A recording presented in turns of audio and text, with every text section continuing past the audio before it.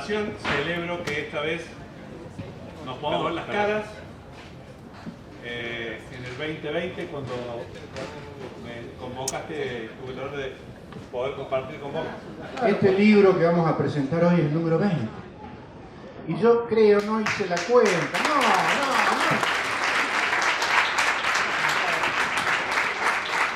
No hice la cuenta, pero estoy casi seguro que Supo presentó por lo menos la mitad. Y lo que acaba de decir, efectivamente hasta en pandemia, porque Belgrano 2020, y termino con esto que sigue Sergio, lo hicimos virtual, en medio del peor momento de la pandemia. Y bueno, el pobre Belgrano hasta eso, ese grande, ese gigante, ese padre de la patria, ni siquiera cuando cumplió el bicentenario pudimos evocarlo como corresponde. Pero bueno, es para servir, lo vamos a hacer, ¿no es cierto? Bien, siga el teléfono. Bueno, como en el Luna Park de Buenos Aires, cuando había box, se anunciaba la pelea del sábado siguiente. Así que usted déjeme pasar un aviso, Domina, porque este es un público aficionado a la historia. El próximo sábado a las 5:30 de la tarde, en este mismo estadio, en este mismo lugar, van a estar acá dos grandes referentes de la historia nacional para reconstruir la refundación de la democracia en 1983, con dos grandes libros. Por eso lo menciono y le robo a Domina 2 minutos.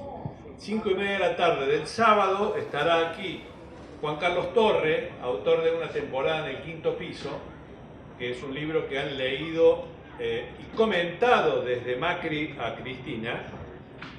Y Pablo Gerchunov va a presentar su gran biografía, puedo decir gran biografía porque ya la leí, pero que está recién saliendo de Alfonsín, el planiferio invertido. Y tiene la moneda en el aire, que está muy lindo también. Sí, así que a quienes quieran asistir, yo les recomiendo que quienes quieran recuperar esa parte, vamos a estar en presencia de dos auténticas personalidades de la historia, como también estamos ahora en presencia de otro extraordinario difusor de la historia de la Argentina y en particular de Córdoba.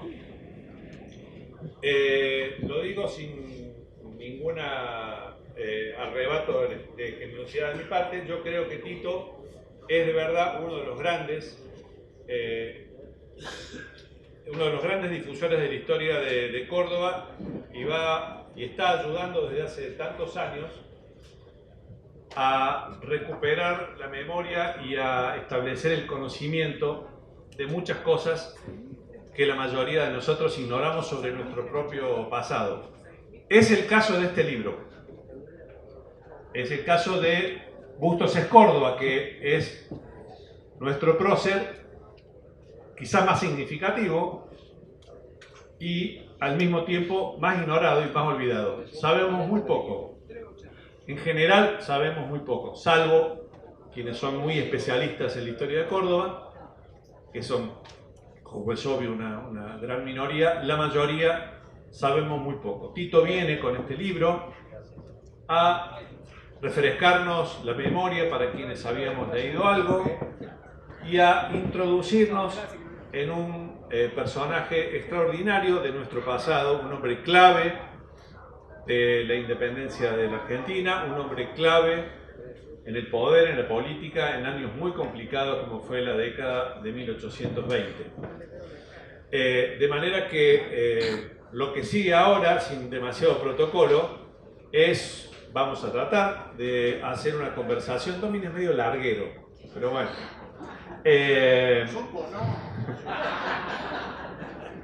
Pero a mí me pagan.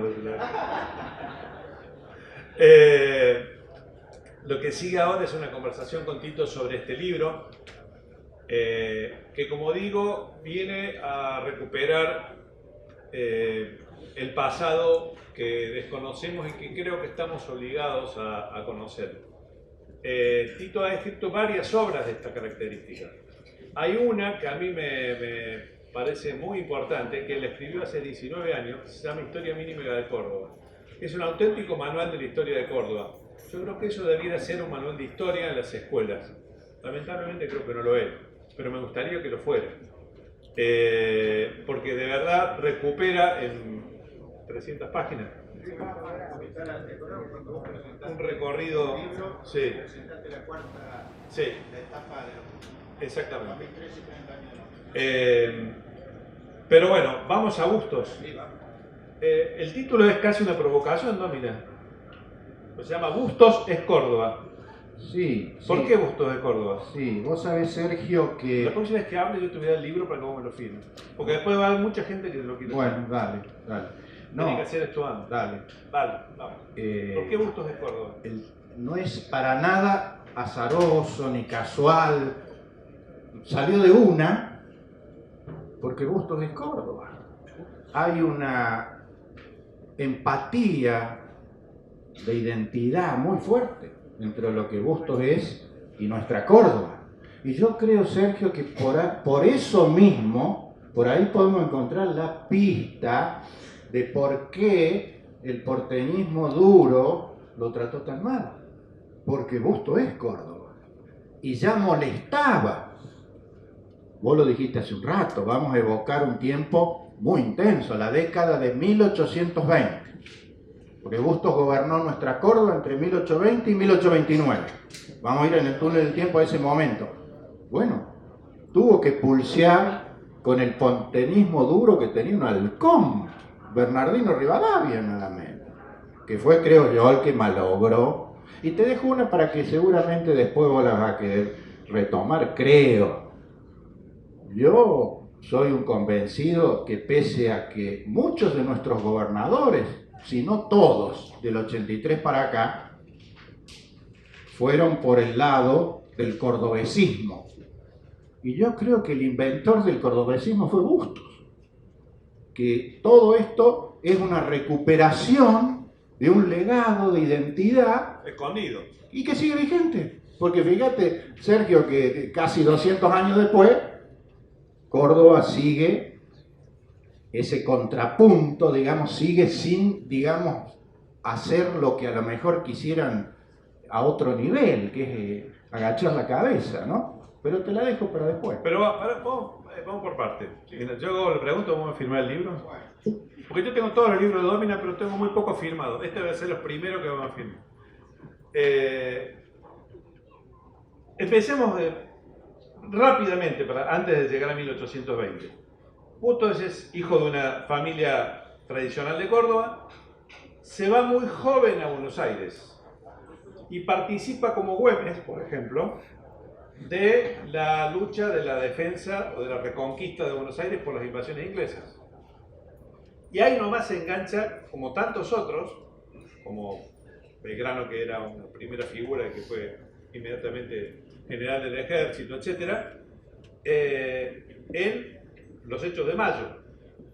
Casi que fue una especie de French y Beruti, saavedrista. Bueno, pero esto te quiero que lo cuentes vos. ¿Cómo llega a 1820 Bustos? ¿Cómo se construye ese hombre público, que no tendría por qué haber necesariamente sido un hombre público, podría haber sido perfectamente el comerciante que había empezado a ser en Buenos Aires, pero después se convierte en militar, dirigente político, etcétera, etcétera? ¿Cómo es ese Bustos que se casa en Buenos Aires, en la iglesia del Pilar? No, del Pilar no, en la iglesia de la Avenida Santa Fe, casi Uruguay. Está el obelisco y una iglesia que desapareció Sí. después cuando hicieron la Avenida Más, la 9 de julio. Exactamente. Bueno, ¿cómo fue rápido? La década entre el 1810 y 1820, ese Bustos que participa de la guerra de independencia, aunque no le toque ninguna batalla, que participa de los ejércitos que van al norte, ¿cómo se construye ese personaje para llegar a ser Bustos a partir de 1820? Sí, entonces para que nos ubiquemos cronológicamente en este viaje en el tiempo que estamos haciendo, Bustos nace en el 29 de agosto de 1779. No está la partida de nacimiento. Esa fecha está deducida de la partida de bautismo, que sí está.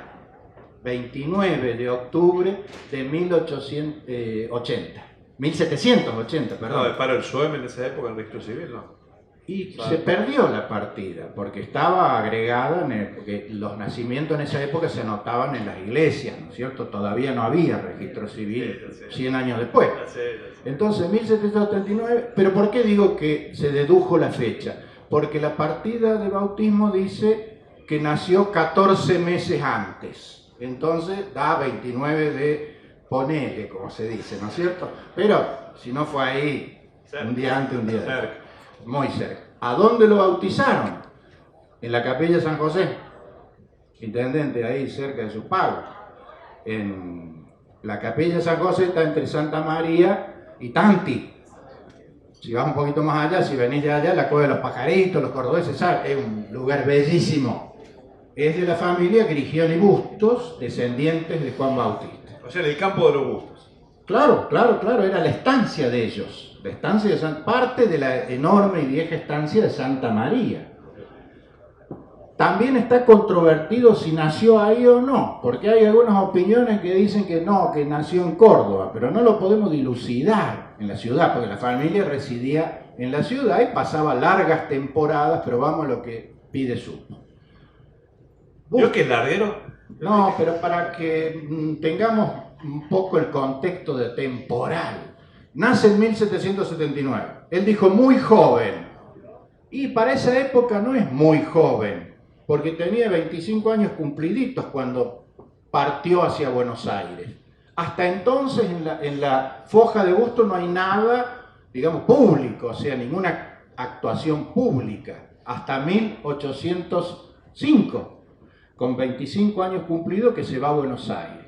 Y ahí empieza el Bustos de la historia, del libro de historia, porque en 1806 vienen las invasiones inglesas. Él ya era vecino de Buenos Aires, era un comerciante, ejercía de comerciante, pero como todos los vecinos de Buenos Aires se anota y pelea y hay registro de su participación, y en 1807 ya viene la segunda y la cosa está más organizada y él ya es el segundo comandante del cuerpo de arribeños. Los arribeños era uno de los regimientos, porque se llama así por los de arriba. Porque venían los de arriba, los del norte. Las provincias de arriba. Estaban los abajeños, después estaban los pardos y morenos, los patricios, los húsares, todos los regimientos de plaza, y él ya es el segundo comandante. El jefe de él es Ortiz de Ocampo, Francisco Ortiz de Ocampo, un personaje que también tiene mucho que ver con Córdoba. Fue gobernador un rato en Córdoba, Ortiz de Ocampo. Bueno, vamos. El jefe de la primera expedición al Alto Perú. Claro, y cuando él viene, Ortiz de Ocampo, a hacerse cargo de esa primera expedición y de los fusilamientos que no cumple, de 1810, porque en 1810, cuando se arma la revolución, acuérdense que en Córdoba las autoridades decidieron no acatar y de allá mandar una expedición. ¿Y quién la llevó adelante? Ortiz de Ocampo. Entonces Bustos, ahí van a ver ustedes que va a quedar después como jefe de Ribeño, como comandante. Pero vamos, porque si no, Supo me resta. Entonces, Revolución... tenemos que hablar de... Sí. Bueno, Revolución de Mayo es uno de los más conspicuos participantes, porque no olviden ustedes que la Revolución de Mayo no fue un evento de masas, fue todo medio palaciego, mucha rosca. Está bien, si la cosa pasaba a mayor estaba todo dado para que se armara un lío bárbaro, pero no pasó, fue todo medio ahí en el cabildo. Entonces, los jefes de los regimientos eran tipo pesos pesados. No en vano termina Cornelio Saavedra siendo el presidente de la Junta, porque Saavedra era el que garantizó, cuando banca la revolución, Saavedra siempre que las brevas todavía está madura, que esto, que corre largo, y vamos viendo, hasta que se decidió y hubo revolución. Hay que tirar los fierros. Ahí está, y Bustos, muy cercano a Saavedra, por razones obvias, ya eran militares, estaban direccionados en el plano militar. Y eran del interior los dos. Bueno, Saavedra potosino, o sea, en ese virreinato, el Alto Perú, la actual Bolivia, pero era gente del interior y viene otro peso pesado cordobés a fortalecer ese grupete de saavedrismo. El Deán Funes, que Bustos conocía de Córdoba, y el Deán Funes, cuando es designado diputado, pasa abiertamente en una alianza con Saavedra y ahí lo liquidan a Moreno, políticamente hablando, ¿no? Porque es cuando llegan los diputados del interior y se arma la rosca saavedrina y chau Moreno. Y entonces Bustos cobra volumen, su figura, porque está muy cerca del núcleo duro de la revolución, en ese momento encabezado por Saavedra, hasta que la guerra va dando malas noticias y se come los gobiernos. En junio de 1811, en la batalla de Huaqui, se termina en fracaso la primera expedición al Alto Perú, la actual Bolivia. Chau Saavedra. ¿Y quién viene? La Junta Grande un rato y después el primer triunvirato.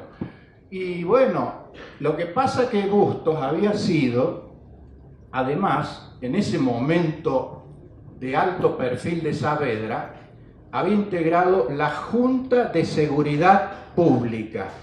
Deduzcan ustedes ya por el nombre cuál era el rol.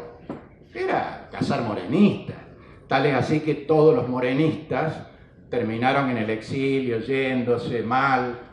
Y Bustos era miembro importante de la Junta de Seguridad Pública. ¿Cuál fue la mala noticia? Que entre estos que tuvieron que partir, porque los deportaban, los exiliaban, sancionaron a un tal Bernardino Rivadavia. Y viste cómo son las cosas, Mariano, en la política. Primer triunvirato, 1811, segunda mitad. ¿Quién es el secretario político y el hombre fuerte? Bernardino Rivadavia. ¿Cómo le fue a Bustos? Saquen ustedes la conclusión. Fue al freezer un rato largo, hasta que recién allá por 1815 vuelve allá con el cargo del rango de coronel a marchar a la guerra. Porque lo habían frisado, estaba ahí en Ensenada. Y entonces en 1815 él va con el regimiento número 3 a la guerra, a sumarse al ejército que esta vez capitaneaba José Rondó. Recuerden ustedes, ya había fracasado la segunda expedición al Alto Perú, la de Belgrano. No llegan, este regimiento no llega, porque Rondó apresura las acciones y pasa al Alto Perú. Una mala decisión, porque termina también en un desastre, el de Desaguadero, esta Sipe-Sipe, esta tercera campaña, y el regimiento de Bustos quedó ahí en Jujuy. Tal es así que el Manco Paz, en sus memorias, cuando vuelven de esa campaña fallida, la última al Alto Perú, Paz pone, y en Jujuy nos encontramos con un hermoso regimiento, como diciendo, ¿qué falta nos hubiera hecho? ¿Ahí se conocen con Paz? Sí, porque a mí me parece, Sergio, que por la diferencia de edad no debieron haberse conocido antes, porque Bustos es un poco mayor, Paz creo que es del 91, me parece, y Bustos es del 79, así que esa diferencia de edad es mucha. Lo mismo que con Dalmacio Vélez Arfield. Dalmacio ha sido un niño, porque Dalmacio es mayor que Bustos. Mucho mejor. Entonces es difícil que se, a lo mejor, por ahí en las calles de Córdoba se pueden haber cruzado antes que Bustos se fuera. Pero un Paz que era todavía muy joven, puede haber sido, donde sí mantienen una relación estrecha, es en el Ejército del Norte, porque ese ejército que vuelve derrotado del Alto Perú va a establecerse en Tucumán y va a tomarlo nuevamente a su cargo, ya estamos en 1816, Manuel Belgrano, designado otra vez al frente del Ejército del Norte. Y en el Estado Mayor, que es un casting, Sergio, un casting de figuras, ¿no? En ese Estado Mayor comparten Bustos y Paz como oficiales superiores junto a Arauz de la Madrid, Eustoquio Díaz Vélez, a Dorrego, al Barón de Holberg. No, ya se había ido Holberg. Bueno, eran de primera a primera. Eso lo escribió Paz en las memorias. Tiene todo. Un retrato de cada uno de ellos. Todo eso está documentado. Pero ¿qué pasa entre 1816 y 1820? ¿Qué le pasa a Bustos? ¿Qué le pasa al Ejército Nacional? ¿Qué le pasa a Manuel Belgrano? Se tienen que involucrar por decisión de los gobiernos en la guerra interna. La guerra verdadera contra el español no había concluido. Era de final abierto, no nos iba bien.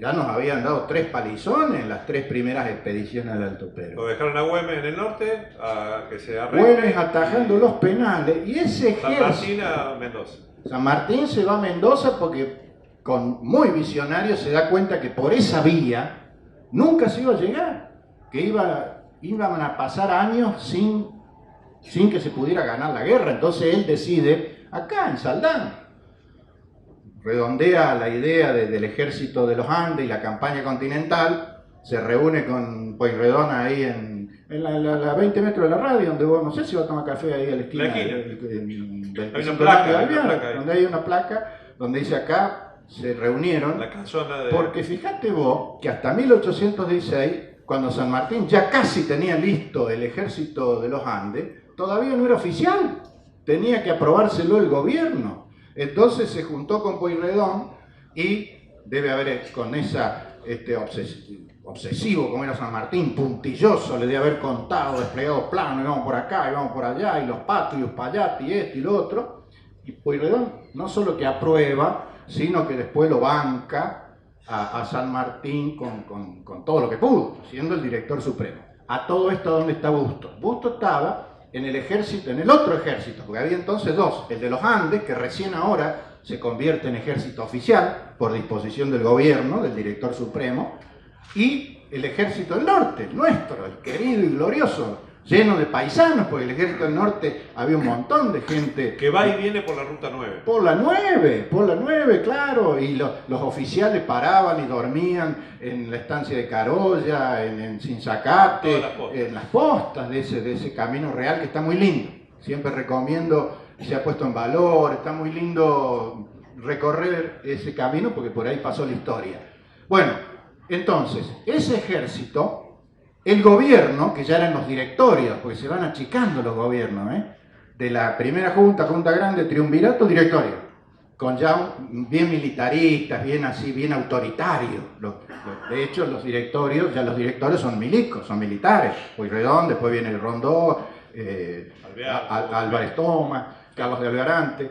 Entonces, ese directorio decide que el ejército de la patria se involucre en la guerra con los caudillos del litoral. Y llegamos a 1820, Arequito. Claro, pero entre 1816 y 1820, recordémoslo a los amigos, que el ejército del norte, 30 segundos, estuvo operando en Córdoba. Bajó de Tucumán el propio Belgrano, finalmente, porque primero viene Bustos, que seguramente, como dijeron, conoce el palo, anda vos. Bustos, ¿no? A Córdoba. Y después viene Arauz de la Madrid y el Manco Paz. Y finalmente viene el propio Belgrano con el resto del ejército. Lo dejaron a Martín Miguel de Güemes, otro gigante de la historia argentina, atajando las invasiones solito. Porque el ejército del norte, el rol histórico que tenía era retaguardia de Güemes. Bueno, entre 1816 y 1820, ese ejército operó en Córdoba. Bustos estuvo en batallas contra Estanislao López, contra Francisco Pancho Ramírez. Así, por eso digo, cuando lo meten en la misma, con todo el respeto, con todo el respeto por López, por Ramírez, pero Bustos no era un caudillo, era un oficial del Ejército Nacional, que los enfrentaba, y las batallas eran durísimas. Yo recuerdo, por ejemplo, dos, una en Fraile Muerto, Belville, que duró varios días, con la gente de López, y otra en La Herradura, ahí cerca del Río Tercero, del cauce del Río Tercero, enfrentamientos abiertos con los caudillos. Entonces, Belgrano, dos palabras para el padre de la patria.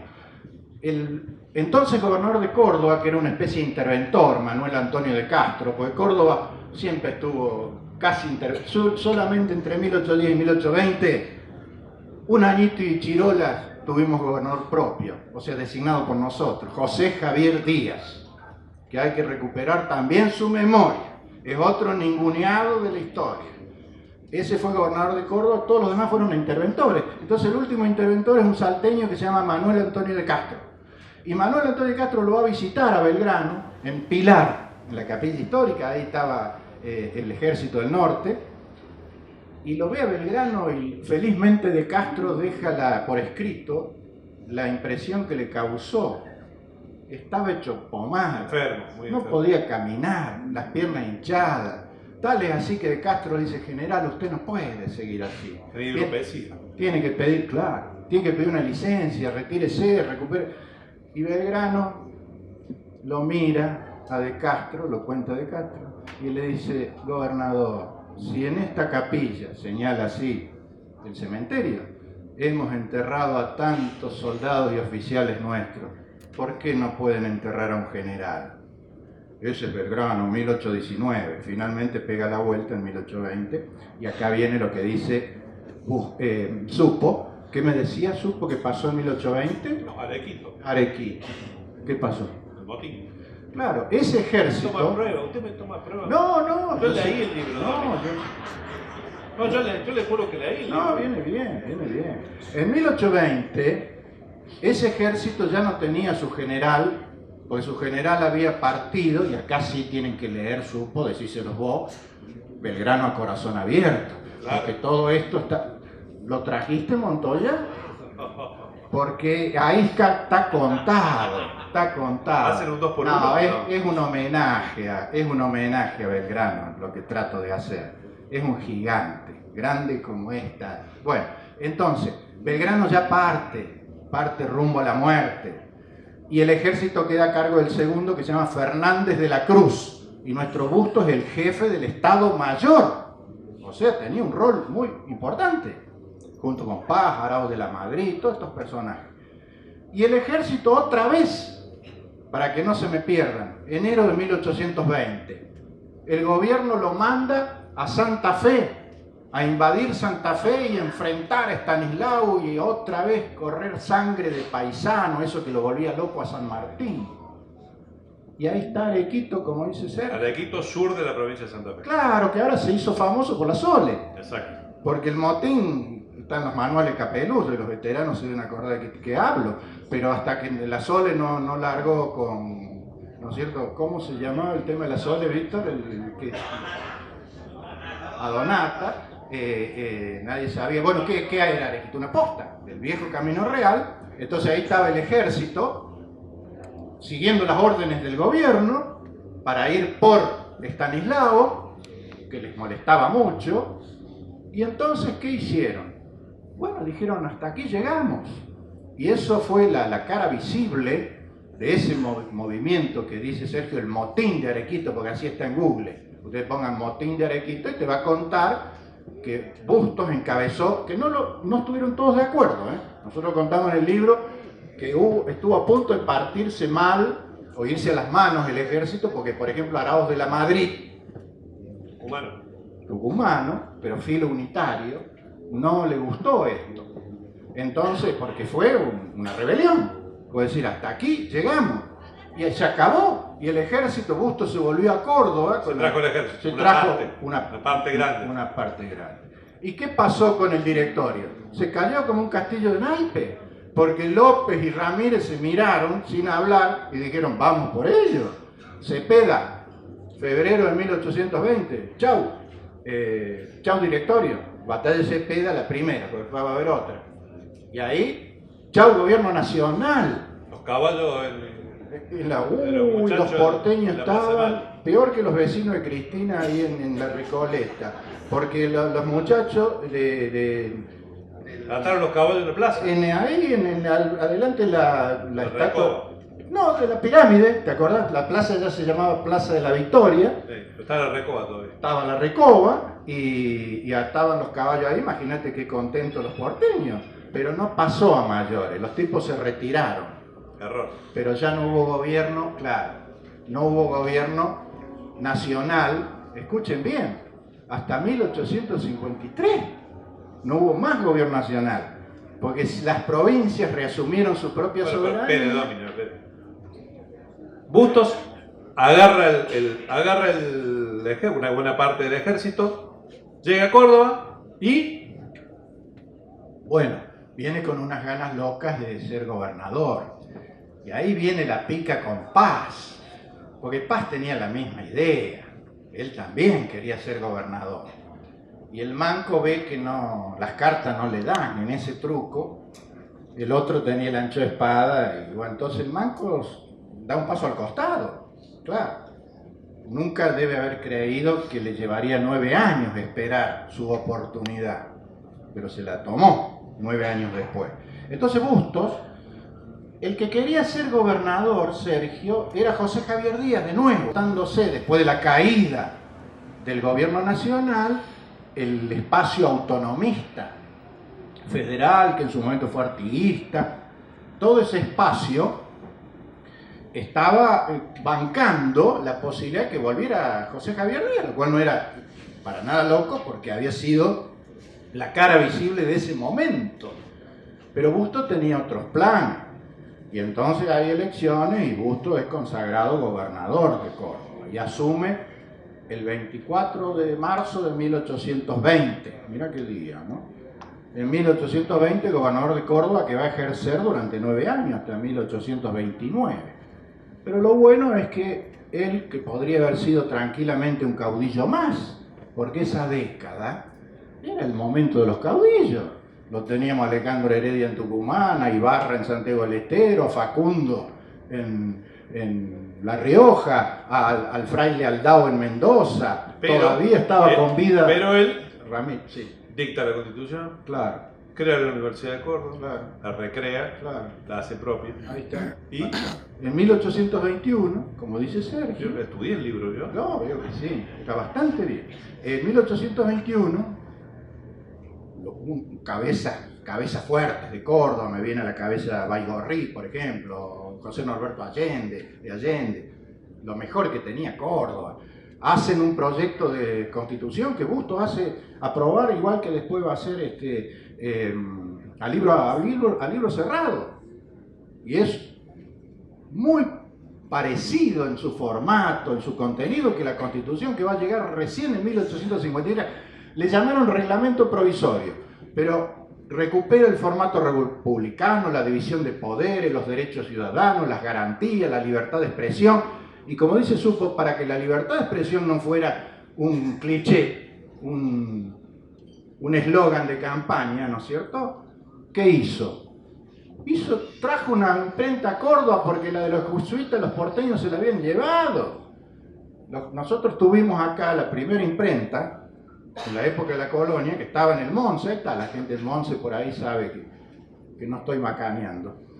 Estaba ahí. Y entonces cuando vienen de Buenos Aires se la llevan. Es la que después instalan en los niños expósitos. Entonces nosotros nos quedamos sin imprenta. Entonces Bustos puso un artículo: garantízase la libertad de expresión, biribiri, biribiri. Y si no hay imprenta, ¿qué va? ¿De qué me estás hablando? Trajo la imprenta y hubo un montón de diarios, periódicos, hojas, panfletos, lo que quieras llamarle, un montón, oficialistas y de la OPO, porque Bustos también tenía OPO, no vayan a creer que era el rey de la banana. Tenía todo un sector que no estaba de acuerdo con él y que cada tanto le movía el piso. Pero esto es muy importante. En el medio hay una gran oportunidad perdida, que es el intento de reunir a un Congreso Nacional. Llegan algunos delegados, pero eso se frustra. Fue la gran oportunidad de que Bustos hubiese sido además el gran árbitro de la política nacional.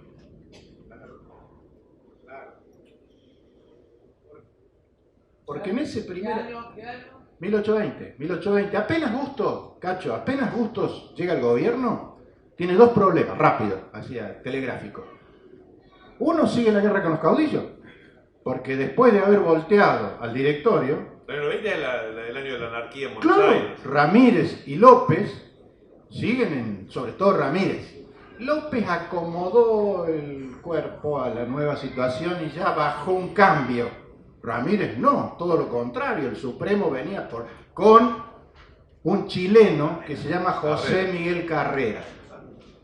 Cruz alta. Nos falta nombrar a alguien muy importante hasta ese momento. Dale. Que Ramírez se lo carga, que es José Gervasio de Artigas. Ah, claro. El gran líder de todo el interior, de la Liga Federal. Cuando en 1820 en Cepeda, de Roca, López y Ramírez van por... Artigas no va porque está ocupado con la invasión de los portugueses a la banda oriental, su tierra. Entonces él está ahí viendo cómo hace para enfrentar la invasión. Y López y Ramírez, después de Cepeda, se firma un tratado, creo que es el de Venegas, si no me equivoco. No, el cuadrilátero, ahí está. ¿Qué hacen en ese tratado? Bueno, deciden que una especie de pax romana, pero lo dejan afuera Artigas, no hay una palabra de solidaridad Tal es así que Artigas va a repetir hasta el último de sus días, muere en 1850, junto con nuestro padre de la patria. Va a repetir a los confidentes la palabra traición. Artigas se sintió traicionado, sobre todo por Ramírez, que era su discípulo. Que no solo sino que después lo combate y lo derrota. Lo va llevando hasta Misiones, donde el pobre Artigas tiene que pasar al Paraguay a comerse 30 años en el exilio. 30 años. Y esto es Ramírez, que era el pollo de Artigas. Pero bueno, volvamos a esto. Ahora entonces, ya con Artigas fuera de la escena, lo tenemos a Ramírez y Carrera. Y otra vez a Córdoba. Y Bustos ya es gobernador y los tiene que enfrentar. Y Bustos se va al sur, a los pagos de Pacerini, y hay un sitio en Cruz Alta. Mal. Claro, primero una batalla, creo que es Chaján, donde también hay de final incierto. Y después Bustos va por la Carlota y termina en Cruz Alta. Y después de eso se retira Ramírez, pierde con López, porque López ya se pone del otro lado, y Ramírez y Carrera se separan. Carrera parte y se va para Cuyo porque quiere pasar a Chile para desbancar a Bernardo O'Higgins, y Ramírez, por ese viejo, la ruta 9 que decís vos, rumbo al norte para tratar de dar una vuelta por arriba y volver a Entre Ríos. Pero lo persigue Francisco del Bedoya, no Bustos, porque Bustos estaba en el sur todavía. Bedoya, el gobernador delegado provisorio, lo persigue con una partida, lo alcanzan allá por San Francisco del Chañar. Chau, Ramírez. Primer hecho fortuito de 3 hechos importantes, fortuitos, aunque uno nunca sabe qué hubiera pasado si claro. A Ramírez no lo goleaban. Después pasará lo que pasará con Bustos, no vamos a spoilear. Y después pasó lo que pasó con Paz. Pero, ¿cómo sigue el Bueno, ahí estábamos lo que planteaste vos. Entonces, la guerra con los caudillos siguió. Bustos, gobernador, tiene que seguir enfrentando a los caudillos. Ahí se termina el tema. Con la muerte de Ramírez y de Carreras, que también encuentra la muerte. Mientras tanto, Córdoba es un país independiente. Todas las provincias. Hay frontera. Todas las provincias. Por eso. Todas las provincias tienen sus propios gobiernos, hay pasaportes para pasar de una a otra, porque son países, como bien dices. Y acá viene lo que dice Sergio, que es muy importante. Bustos podría haberse sentado así cómodo en el sillón y dijo, acá me quedo. Y sin embargo intenta la organización nacional. Hay que reconocerle a Bustos el esfuerzo de tratar de tener un gobierno nacional. Estamos hablando de 1820. Convoca un congreso en Córdoba para sancionar una constitución y decidir la forma de gobierno. Y ahí viene el halcón porteño, que dijo, Rivadavia, porque Bernardino, estamos en 1821, Bernardino es el ministro de gobierno de Martín Rodríguez, gobernador de la provincia de Buenos Aires, y es el que tenía la sartén por el mango, enemigo íntimo de Bustos. Entonces le pinchó el Congreso cuando aún ya muchas provincias habían enviado sus diputados. Había diputados en Córdoba que ya estaban aquí para sesionar. Buenos Aires siempre demoró, corrió el arco, hasta que se lo pincharon. Tal es así que se resuelve, ahí sí viene el pacto el otro pacto, donde deciden las provincias. Ahí Santa Fe se pliega a la postura de Buenos Aires, Santa Fe siempre en ese fiel de la balanza, y deciden que el Congreso sea en otra parte a designar. Entonces lo dejan a Bustos colgado al pincel, así que hay una expresión en el acta de ese Congreso donde dice, y retirar los delegados del diminuto Congreso de Córdoba. O sea, nos basurearon. Pero Bustos se la comió. Porque, ¿qué quiero decir? Porque cuando se convoca el Congreso en Buenos Aires, que eso es lo que quería Rivadavia, más adelante, Córdoba envía diputados, porque Bustos no estaba empecinado en ser él el padre de la organización nacional, quería que se hiciera. A esto hay que valorarlo. Córdoba manda diputados, Sergio. Ese Congreso es el que después va a sancionar la Constitución de 1826, que las provincias... Nació muerta. Igual que la presidencia de Bernardino, que asume en 1826, y en 1827 es derrocado por Juan Lavalle, otro halcón unitario. Entonces Bustos no tiene buenas noticias. Su gobierno es prolijo. Hay que decir, Sergio, compartir con nuestros amigos, que su gobierno fue austero. Córdoba era una provincia relativamente pobre, porque no tenía las potencialidades que tiene hoy. Las provincias venían saqueadas por la guerra. La gran fuente de recursos de ese país fragmentado era la aduana y el puerto. Se había perdido el comercio con el norte. Ya después de perder el Alto Perú y la guerra, se acabó hace 10 años que el comercio que dice Sergio, el más importante, y de mulas con el Alto Perú. Todo eso se perdió con la guerra, y la única caja importante, Buenos Aires no la repartía, es mía, la aduana. Recién en 1861, después de la batalla de Pavonia, a duras penas y de mala gana, reparten, ponele, reparten. Esta es la historia del país, y Bustos le tocó ese momento, con muchas dificultades, y sin embargo crea la Junta Provincial de Escuelas, porque no había escuelas. Recuerden por favor recuerden algo. Veníamos de una guerra, veníamos desangrados. Hacía años que estábamos peleándonos con los realistas y entre nosotros. Los campos estaban arrasados, porque cuando pasaba un ejército, al rato venía otro, pasaba una montonera. Era tierra de nadie. Este era el país de esa década.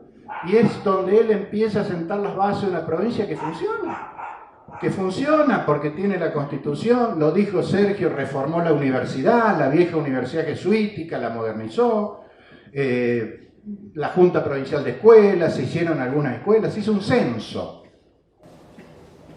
Ahí está. ¿Cuántos seríamos?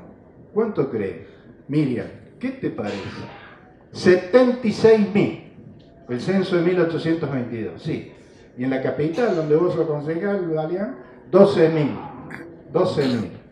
Menos que una seccional chica. La primera, no sé cuánto tendrá la primera. Por ahí debe andar. Los departamentos más ricos, bueno, los Minas y Pocho. Claro, el mapa... La fábrica de camiones de la época. El mapa de esa Córdoba era así. 13 curatos se llamaba, lo que es ese departamento, que era lo que dice él, todo el norte, porque de allá vino la conquista. Minas, Pocho, Río Seco, Tulumba, Totoral, Colón y Altagracia y Santa María se llama Anejos. Todo el norte. Y si uno mira, escuchen bien, todo el arco este, sudeste, sur, hagan así imaginariamente desde la Laguna Mar Chiquita hasta lo que hoy es General Roca. La Pampa Gringa. No, era el desierto, porque todavía no estaban, los gringos no habían llegado, van a venir después. Era el desierto que no era desierto, porque ya era lugar de comunidades originarias o de tránsito de comunidades, los famosos malones. Por eso la frontera era una línea de fortines que atajaban los malones, que hacían desastres. Esta es la pura verdad, ¿no es cierto? Las poblaciones rurales, esa era Córdoba. De ahí va a salir, no me voy a meter, quédate tranquilo, pero de esa parte va a salir otro gobernador que gobernó Córdoba 17 años y de este sí que nadie sabe nada. Manuel López Quebracho era comandante del tercero, porque cumplía ese rol en esa década de 1820 de atajar Malón y atajar Indiada. Bueno, esa es la Córdoba de Bustos, y Bustos se las arregla y rema, algo que no quiero dejar pasar. ¿A dónde está San Martín?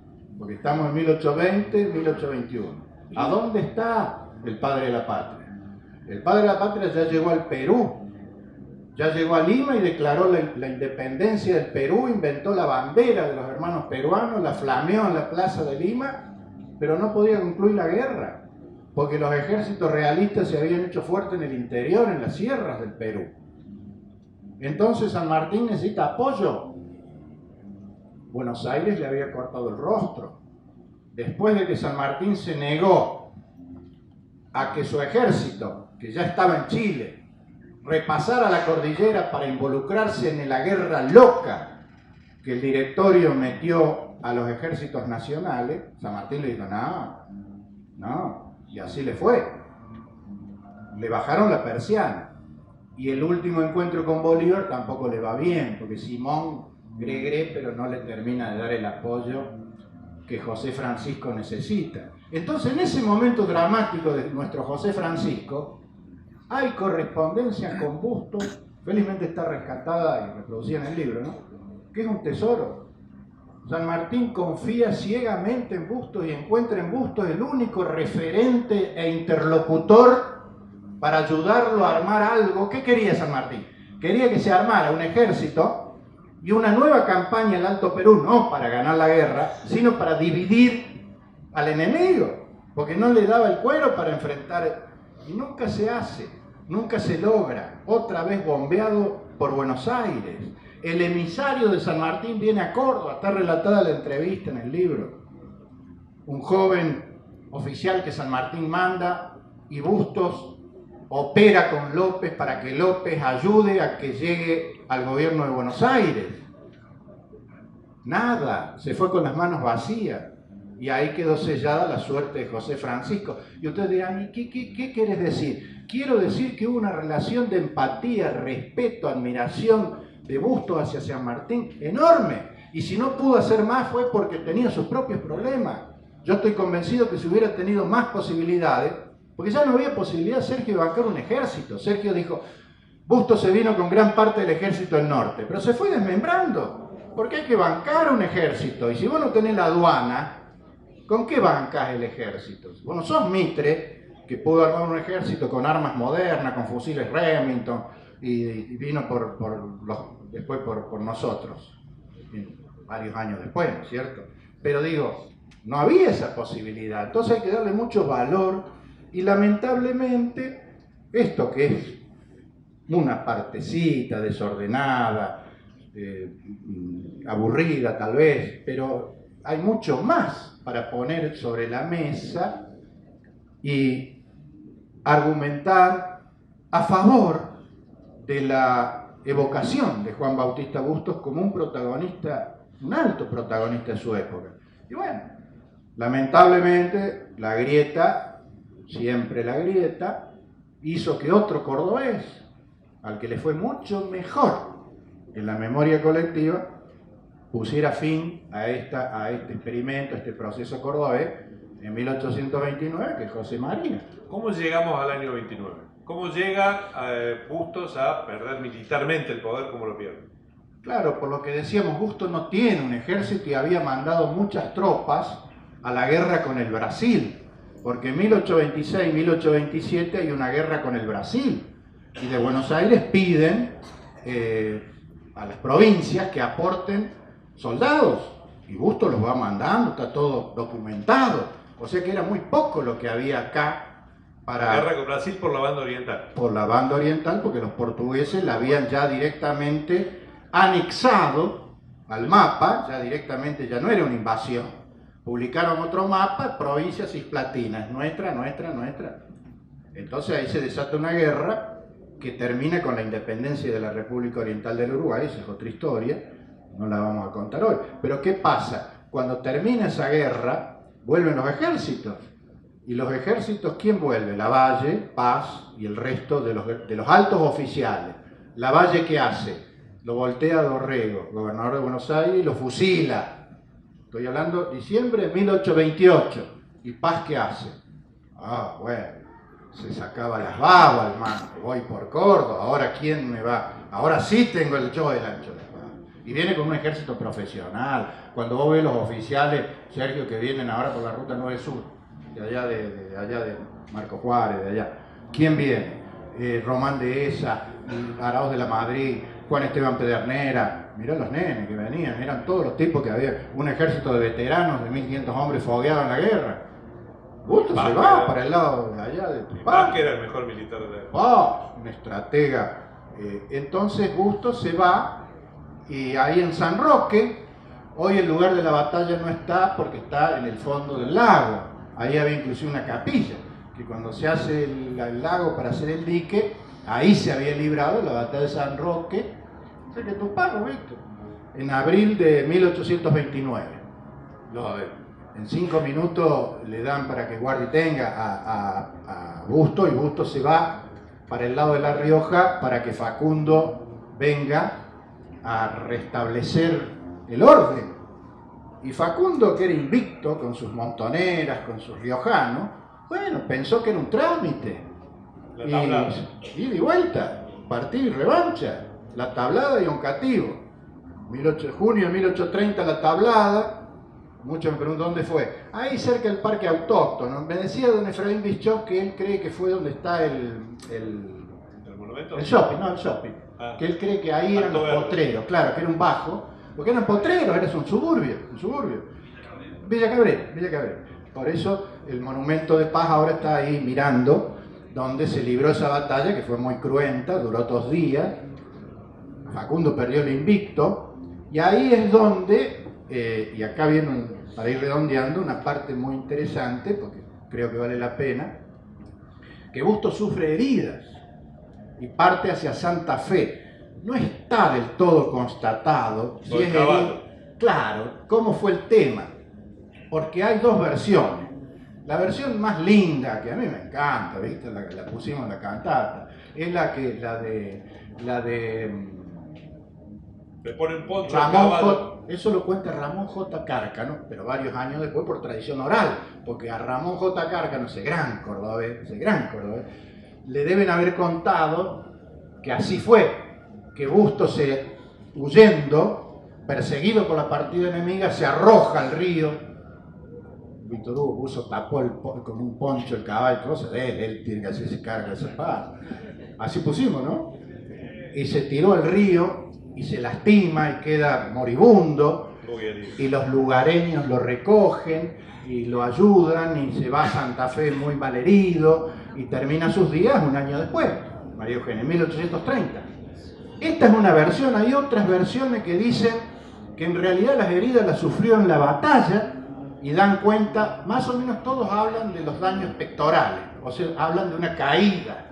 Yo en el libro pongo todas estas versiones de fuentes fidedignas, no de cualquiera, ¿no es cierto?, de los que realmente opinan con fundamento. Yo estoy un poco entrenado en leer. Yo creo que usted no cree lo del caballo, así lo digo.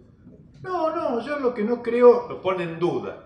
Es que la tenés que poner en duda en el sentido que no hay un documento, ¿no es cierto? No hay un documento fehaciente que diga pasó esto. Ahora, lo que está comprobado son las cartas que están en el libro de López y de otro porteño que también era unitario. Sí, señor. Que operaba para que no vaya a hacer cosa que Busto se sane y volviera.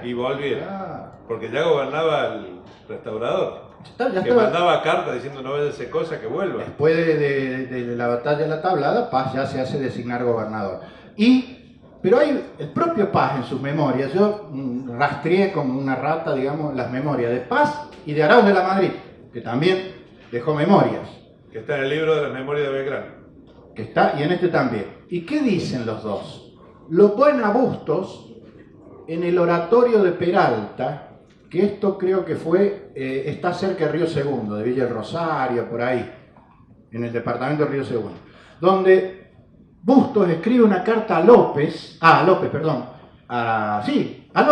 donde le das una especie de parte de la batalla de la Tablada, que está la carta rescatada.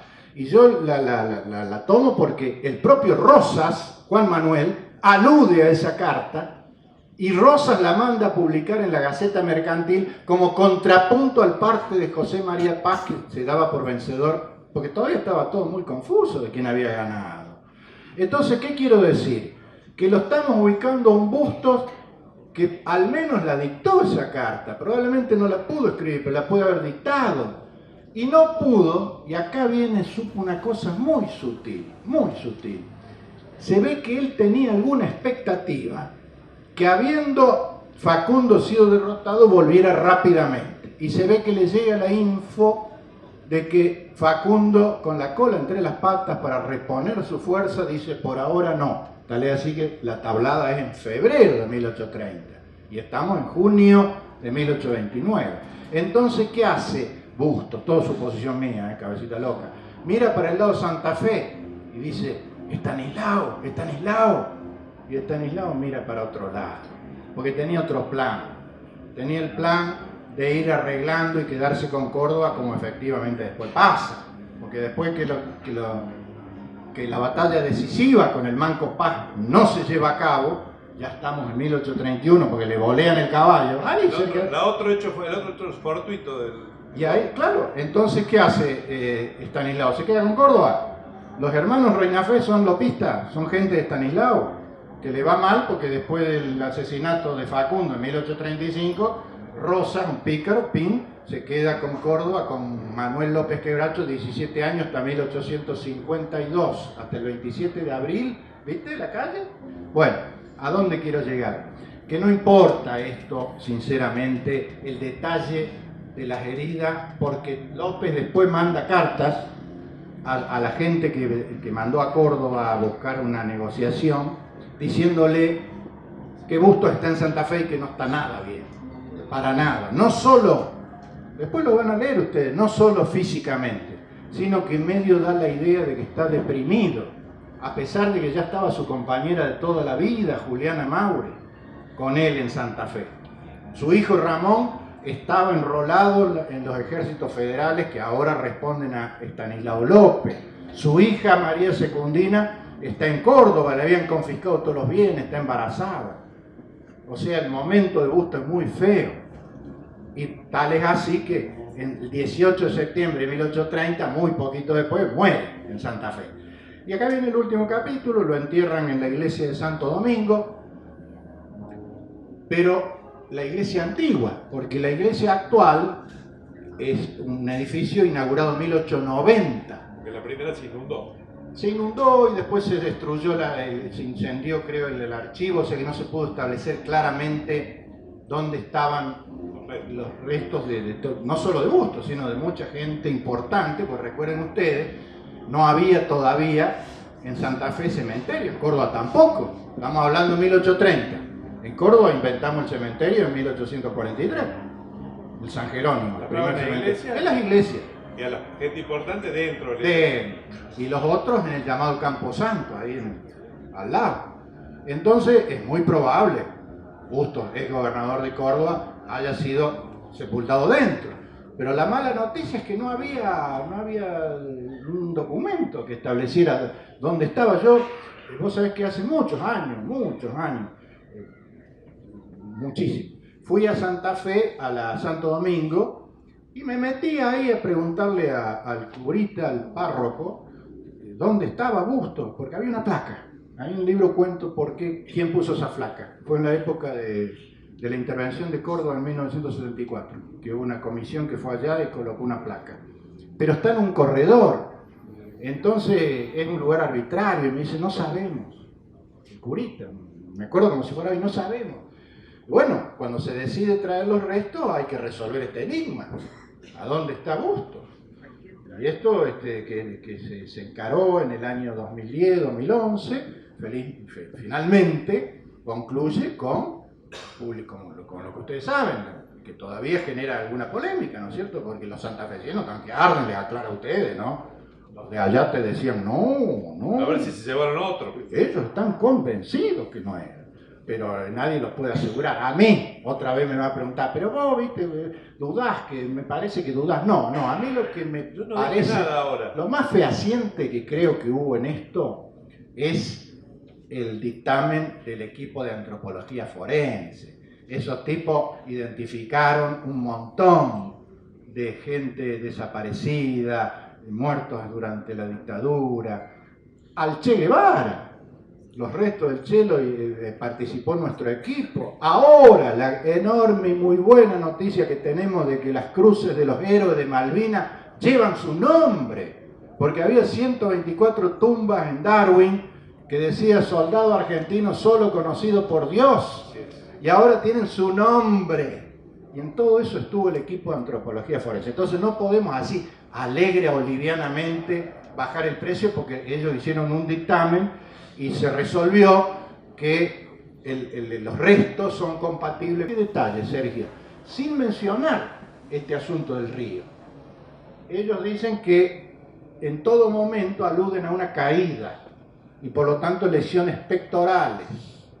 Así que bueno, lo cierto es que ahí está, y me parece que esto, más allá de que no lo queríamos ocultar ni soslayar, no soslayar, pero me parece que lo más importante, te parece, vamos redondeando, es recuperar la memoria, recuperar la memoria y convencernos de que Busto es Córdoba. ¿Se acuerdan que yo al principio decía es el fundador del cordobesismo? Y sí, porque hizo de Córdoba un centro de gravedad política que no pudo ser ignorado y está en la misma línea de quien después fue Santiago Derqui, por ejemplo, otro que tenemos, supo que me presentaste el libro, sí, con la Carolina Escoto. En el Ciencia Económica. ¿Con la Carolina o con Maqueda? Con Carolina y con Maqueda Mirá los en próceres, Ciencia Económica. mirá.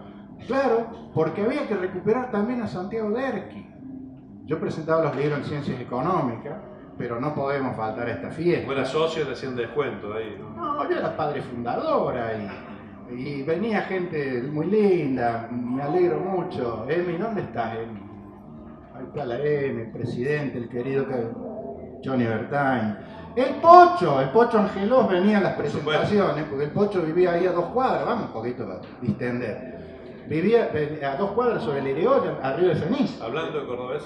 Claro, entonces vino a casi todas. Vos eras más maestrista, del gordo viejo, tu padre, Alejandro, también lo tengo presente en el mejor recuerdo.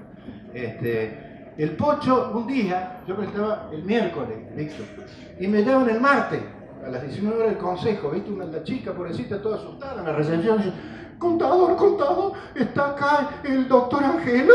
Y era el día siguiente. Entonces le decirle que es mañana, o sea que el Pocho yo lo cargaba después en las presentaciones, decía, fue el único que vino 2 veces a la misma presentación. Y él se moría de risa, era un grande el Pocho.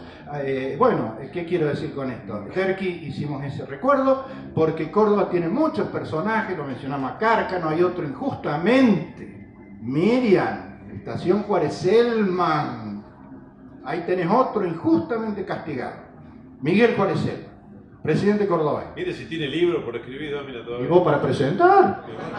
No, así que nada, yo lo dejo acá.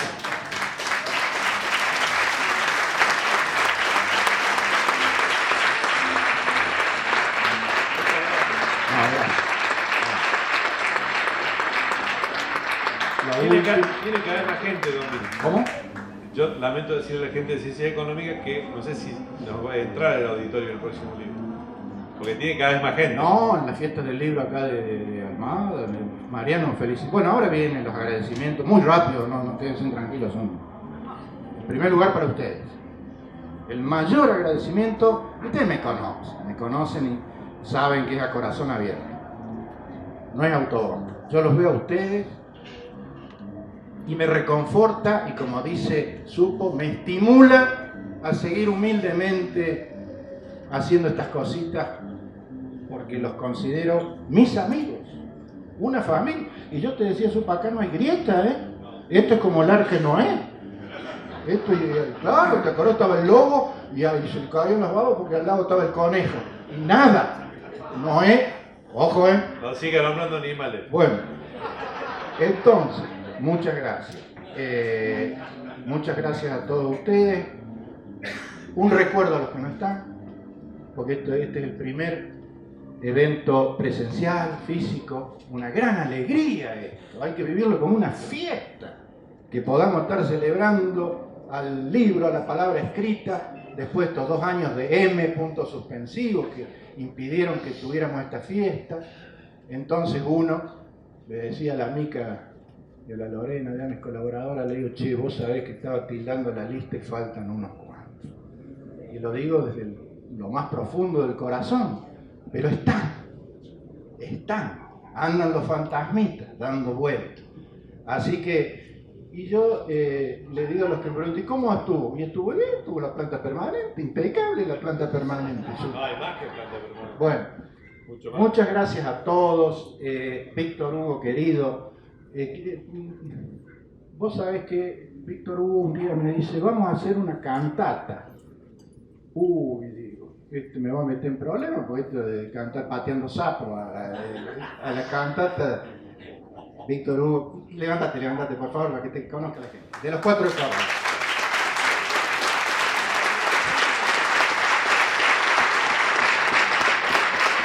Fundador, 50 años, los queridísimos 4 de Córdoba. Entonces, un día me dice, vamos a una cantata. Bueno, le digo, yo le sigo la corriente. Y me dice, le vamos a prestar en Cosquín. Ahora, loco, sí, Cosquín. Oh, yo fui con un miedo y se lo decía a él, porque no por ello, fue de un Excel. Se nos murió el Julián, che. Bueno, de una calidad impresionante. A Juan Bautista Bustos, naturalmente. Entonces les cuento rápidamente esto. Yo cortaba clavos, porque viste el escenario de Cosquín es giratorio.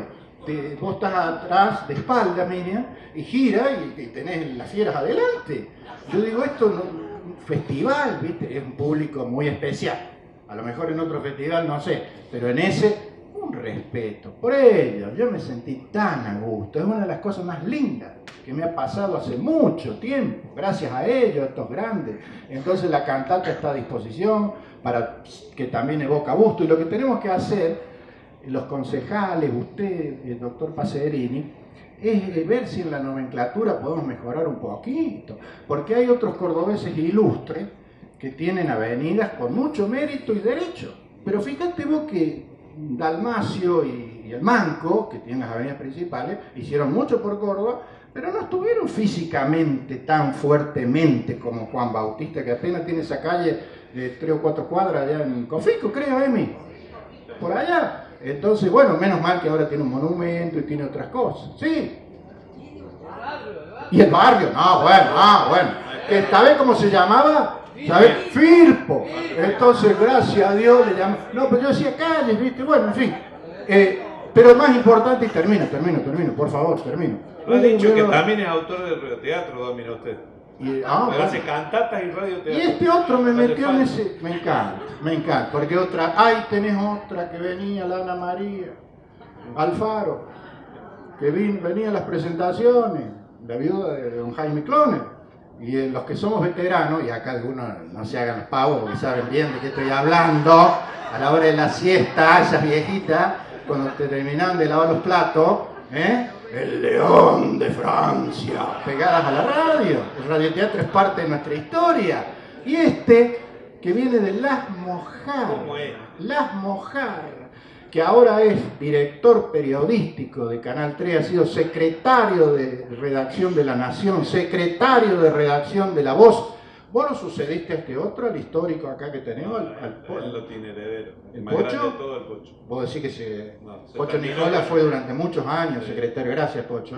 Bueno, escúchenme. No, me metió en ese lío de los radioteatros y creo que anduvieron muy bien, ¿no? Sí, vamos a seguir haciendo. ¿Vamos a seguir, decís vos? Sí, claro. ¿Siempre por la misma plata, decís vos? Sí. Bueno. Bueno, nada, Hemos che. llegado ahí. Muchas gracias a todos. No los puedo nombrar, los podría nombrar todos. Muchas gracias.